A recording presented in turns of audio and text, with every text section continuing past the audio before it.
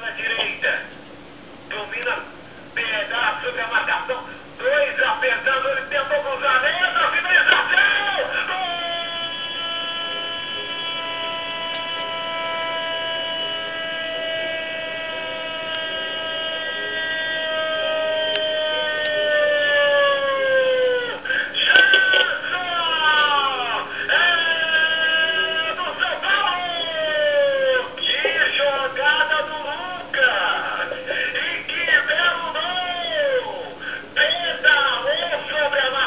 Tinha dois marcando.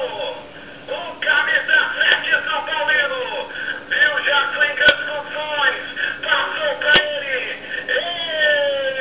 Chapéu, o camisa número 10. A bola chegou batendo na trave. Mas foi pro fundo do gol. Agora o São Paulo tem um. E o Botafogo tem 0. Tocou pro Vitor Júnior. Vem aqui com o Botafoguense. Lucas levantou pro Herrera, cabeceou. Gol!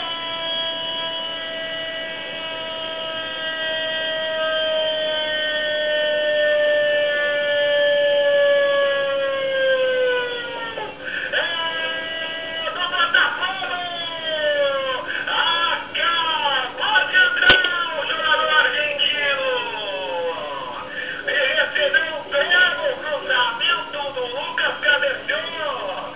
E a bola foi caindo de mãozinho pro fundo do gol. Agora está tudo igual no Engenhão. Botafogo 1, São Paulo 1. Tiro de canto para o São Paulo. Jackson vai para a cobrança. Levantamento do Jackson. Soca essa bola. Em dois tempos. Bola volta com o Jackson. Cortou. Levantou. Segunda entrada. E foi caminhando.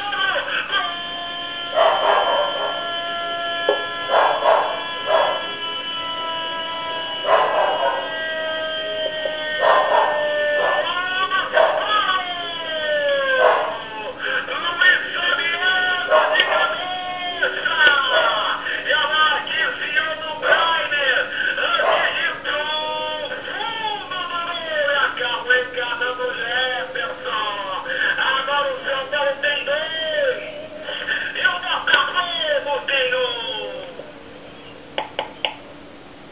A finalização para fora. E os jogadores do São Paulo discutem bastante. Porque o juiz está marcando pênalti. É pênalti para o Botafogo. Cartão amarelo para Paulo Miranda. Pelo que o Paulo Miranda pisou no Herrera. Dentro da área, realmente está certo o Sandro Meirahit.